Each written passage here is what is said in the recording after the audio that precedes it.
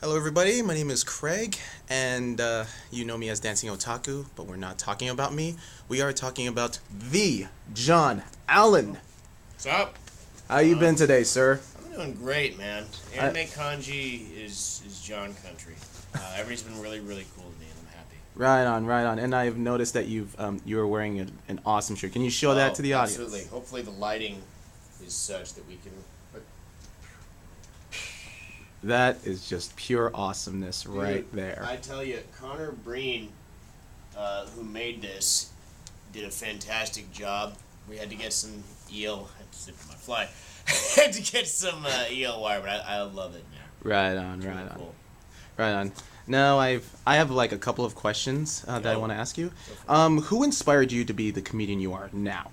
Oh man, there's a lot of people, man. I take so many influences from so many people, which almost sounds like I'm on drugs. But I guess if you're talking about like some of my favorite comics that like inspired me and maybe I emulate a little bit when I'm on stage, I was always a huge and still am a huge fan of Lewis Black, um, Chris Rock, Dave Chappelle, a little bit of Robin Williams. There's so many. Hmm. Yeah, I like the high, as you've seen from my show, like a lot of high energy stuff and impressions, observational humor. So. Right Yeah. on. Yeah, I've been to your shows and I've enjoyed them a whole Thank lot. you. And this is gonna be very related to the first one. If I may be allowed to ask this, what inspired your material for your shows? For my shows, it depends. When I do a show like for the Otaku, like here in Anime Conji, as you've seen, I tailor my humor to be more for them. Because something I can give them is because I know about this stuff and I've been in the industry, I can give them stand-up comedy based upon material that only they get.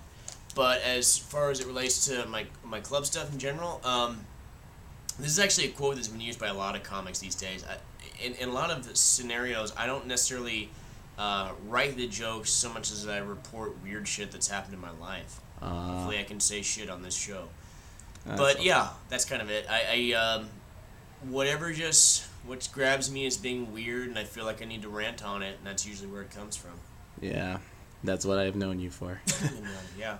But anyway, though, also I noticed you are no stranger to the wrestling ring. Now, what's it like being a wrestling promoter, and how do you like playing the bad guy, like the overall asshole? Can you tell us a bit about that? Oh, I love it, man. It's so therapeutic because we all have those tendencies inside us to be that obnoxious, loud jerk.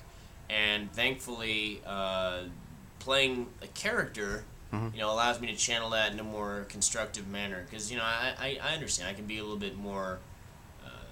I have those tendencies maybe more than some to be a little bit more obnoxious because I'm a very introverted and extroverted person. But it's great. I don't... I kind of took myself a little bit out of the promoting business, but I still like being the character and the personality. As far as what it's like, I don't know. It's like any other sort of sales. It's just a different show you're selling. Right on. Carnival stuff. Right on. And we all know you do more than comedy, so you're also a live action actor, wrestling promoter back then, and a voice actor. Now, I gotta know, how do you manage such work in various gigs? Because of the fact that, and I mentioned this on a panel I did this morning, I've always been a big believer in the idea of versatility. You only live once, man, so try everything, because you never know what's going to fulfill you the most or the best. And it's only going to make you that much better. It's all performance, So like I mentioned, stuff that I learned from voice acting made me better as a comedian, I think, because I can do the impressions. Stuff that I learned as a comedian and from improv makes me better in acting. And getting the crap kicked out of me by the voiceover industry made me more apt to know how to get the crap kicked out of me in wrestling. Very nice. That's awesome. Thanks. Okay, now let's talk about your early days in Funimation. How did you get your foot in the door and help with bit parts for animes like Dragon Ball Z and Ergo Proxy? Well, with Funimation, I struck up a friendship with Christopher Sabat, who most of you guys know as being the voice of Piccolo, Vegeta, and Yamcha.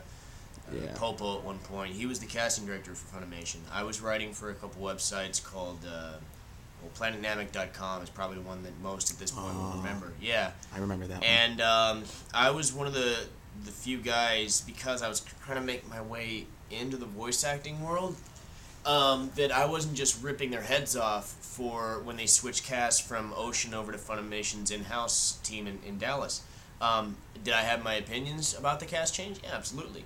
But, you know, I wanted to hear them out because it was an interesting, controversial thing. So because of that, I think, you know, we have a similar sense of humor at times. Chris and I just got along, and at a certain point he invited me out to check out the studio, which at that time was in Fort Worth, and you know, got me in the booth to do a bit part, had me read for a couple things, had me direct him through an episode of his Vegeta, and you know, things didn't take off with Funimation in the way that I necessarily would have liked back in the day, but it built the foundation for all this other stuff I'm doing today. So yeah, that's kind of it. Yeah. All right. Well, also, I gotta tell you right now, John, like, one of the most memorable characters that I've noticed you playing, I mean, like, and don't be surprised when I say this, I really loved you as Jarvis, and my God, like, flinging you into the air, it's like, my freaking God, that sounds like John. That's all I gotta say. And, now the question is, I would like to know, out of all the characters you have voiced for over the years, I mean, who would you say is your all-time favorite? Personally, I gotta tell you, I love Jarvis so much. It's funny you mention that because it is very close to me. Just a really crazy guy, like "Sup, Painsters," you know. And you know, that was obviously a very successful title. When I got that one, man, the previous title I'd done for Sony was High Velocity Bowling, and I loved that I got the characters I wanted on that. I got Mike the Strike Diaz. I got Hero, which you know, Mike was really the one I wanted, and I was really happy to get Hero.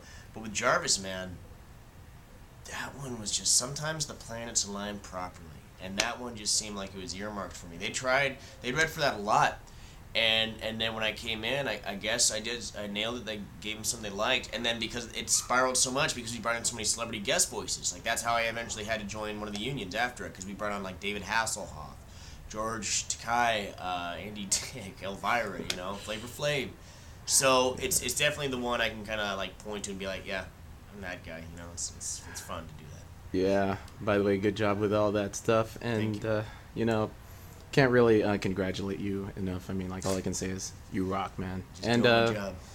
And before I wrap this up, do you have any shout outs you want to give to anybody? Oh man, probably, yeah. There's so many people that. You know, I mean, to promote my stuff, obviously, to keep up with me, check out JonAllenComedy.com, JonAllen, and you know, I guess, you know, say hi to Kyle. I know you interviewed him for your show as well. Just everybody that has ever given a crap about the stuff I've done, you know, I thank you so much. You know, from the bottom of my heart, it means a lot.